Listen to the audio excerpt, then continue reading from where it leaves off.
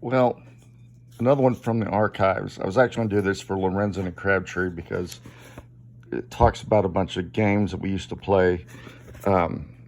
August 94, they had the balls to charge $3.95 for this in 94, and I paid for it, so who's a sucker now?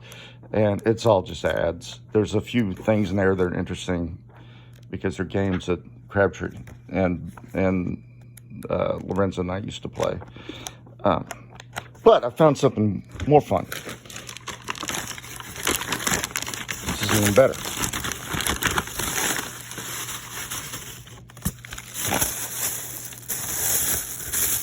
What is Felix Potin OE Revenant, whatever it is? Well, it's some kind of store in France. And in the summer of 1990, I was fortunate enough to have a semester in Paris. And that's where I met them. I had a bunch of adventures. Another thing that I know is in the archives is I kept a journal, and of all the adventures, I was smitten with like 3 or 4 girls that were along with us, and every entry is not about the amazing experiences I had, but about my interactions with these girls. Anyway, the Roger Waters of Pink Floyd redid the Wall after the Berlin Wall fell. And it was held in Potsdamer Platz, and me and a couple other guys, one guy and one girl, went over there to see the concert. And it was at Potsdamer Platz, which had just recently been demined. By that I mean the anti-personnel mines had been taken out. And we went by the wall. And Brian and I, there was all these guys, you could rent tools, like sledgehammers and chisels and stuff, and try to take out a piece of the wall. Well, it turns out the wall is a lot harder than you think.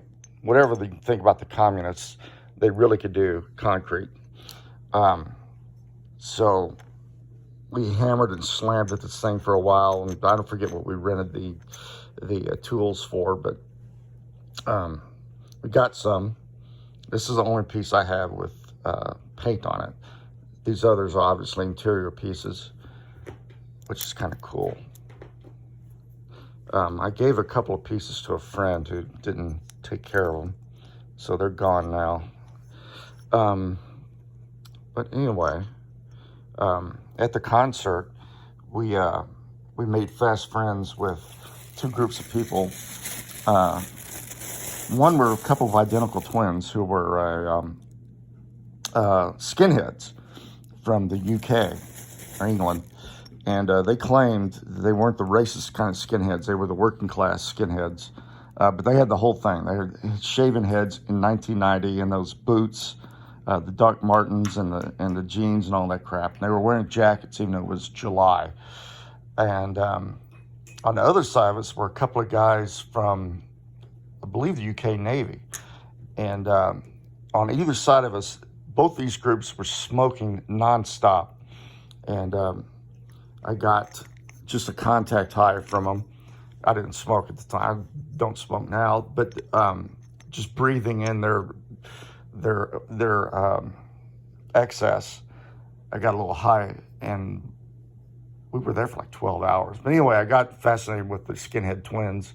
And I wanted to know if they both had identical fingerprints, and how one of them was like an art school, and the other one was was like a welder or something. And if they're both the same person, how does that kind of work out? I don't know. But anyway, here's the wall.